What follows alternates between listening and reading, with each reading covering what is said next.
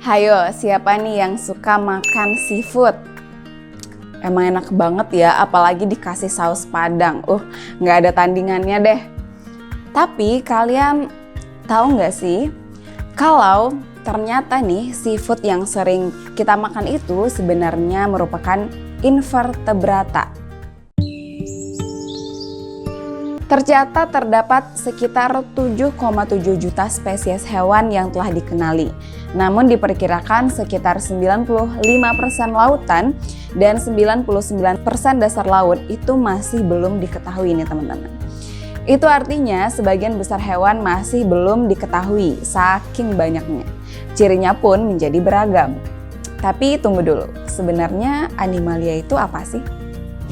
Nah, animalia atau hewan merupakan organisme eukariotik multiseluler yang tidak memiliki dinding sel dan juga klorofil, sehingga dia membutuhkan organisme lain untuk tumbuh dan berkembang. Istilahnya itu heterotrof.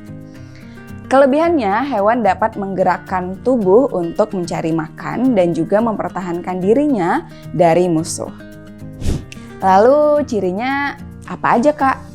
Nah, cirinya yang pertama itu berdasarkan lapisan tubuh. Nah, hewan diploblastik memiliki dua lapisan, yaitu ada ektoderm atau lapisan terluar dan endoderm atau lapisan terdalam. Sedangkan hewan tripoblastik memiliki tiga lapisan, yaitu lapisan luar, dalam, dan juga lapisan tengah atau mesoderm.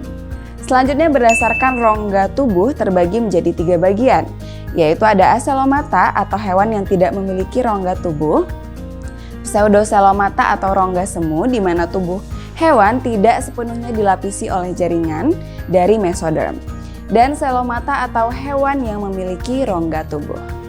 Sebelumnya, kalian pernah nggak memotong tubuh udang dari bagian kepala sampai ke ekor?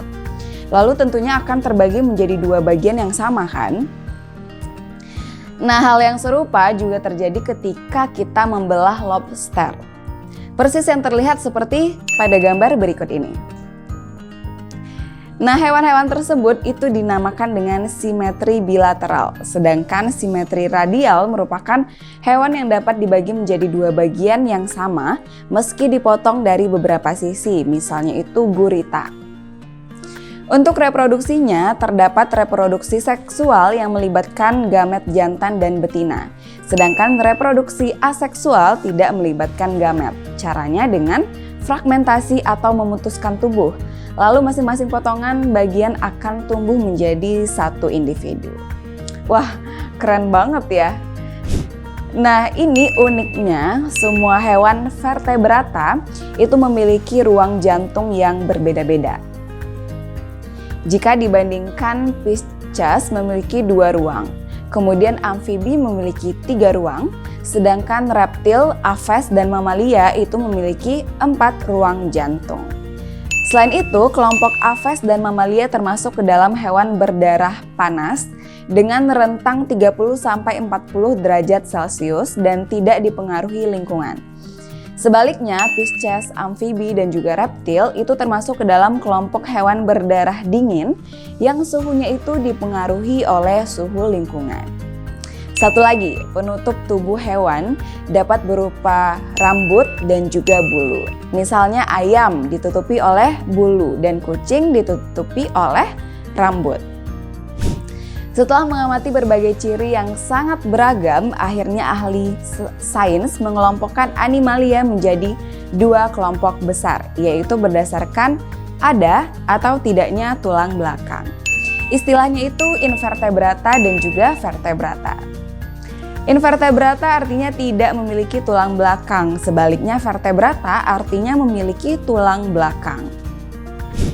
Invertebrata dikelompokkan lagi menjadi beberapa filum, yaitu ada filum Porifera yang dihuni oleh tumbuhan spons, Platyhelminthes dihuni cacing pipih, kemudian di filum Cnidaria terdapat ubur-ubur, kemudian filum Arthropoda terdapat berbagai serangga, Annelida merupakan kelompok cacing tanah, dan juga Echinodermata kelompok bintang laut, dan juga Mollusca yang dihuni oleh siput dan cumi-cumi. Dari banyaknya hewan yang disebutkan, persamaannya hanya satu, sama-sama tidak memiliki tulang belakang. Kemudian untuk vertebrata itu memiliki 5 pengelompokan nih teman-teman. Contohnya seperti ikan yang tergolong dalam kelas Pisces, lalu katak kelas amfibi, ular dan buaya termasuk kelas reptil, kemudian burung kelompok Aves dan juga singa kelompok mamalia. Kalau manusia tergolong dalam kelas mamalia. Masing-masing kelas ini memiliki ciri yang khas. Misalnya Pisces itu bergerak dengan sirip dan bernafas dengan insang. Lalu amfibi memiliki kulit yang licin dan basah. Reptil berkulit tebal dan bersisik. Kemudian Aves ditutupi bulu dan dapat terbang.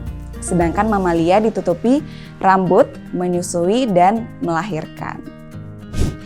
Sekarang kalian udah tahu dong apa perbedaan vertebrata dan juga invertebrata. Di sini yang suka makan daging sapi mana ayo suaranya? Nah, salah satu peran dari animalia itu sebagai sumber protein teman-teman, misalnya susu dan daging. Oh ya, selain susu dan daging, beberapa kulit hewan itu juga dapat dimanfaatkan untuk membuat sepatu, tas, bahkan jaket juga. Pada kasus tertentu, hewan digunakan sebagai pelacak jejak untuk membantu kepolisian menangani suatu perkara. Misalnya anjing karena memiliki indera penciuman yang sangat peka. Sedangkan di sektor hiburan, hewan dilatih untuk bermain sirkus. Tapi nggak semua hewan memberikan manfaat juga kepada manusia. Ada beberapa hewan dapat menyebarkan kuman penyakit. Seperti penyakit rabies yang dibawa oleh anjing akibat terinfeksi virus rabies. Selain itu dapat bersifat hama dan merusak lahan pertanian seperti tikus sawah. Yap, sampai di sini dulu materi kita kali ini. Kak Pia harap kalian semakin giat dan semangat lagi belajarnya ya. Baca soalnya dengan teliti ya, Kak Pia yakin kalian pasti bisa. Selamat mengerjakan. Soal latihan nomor 1. Berikut yang termasuk ciri-ciri umum animalia adalah kecuali. Nomor 2. Dari ilustrasi berikut hewan tersebut melakukan reproduksi. Nomor 3. Yang termasuk ciri-ciri dari Aves adalah sebagai berikut. Nomor 4. Salah satu contoh hewan simetri bilateral adalah udang dan gurita. Benar atau salah?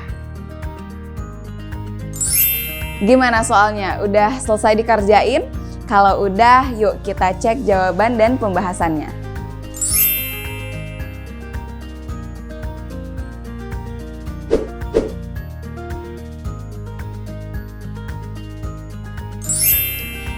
Oke, kalian keren banget udah nyimak video pembelajaran ini dari awal sampai akhir.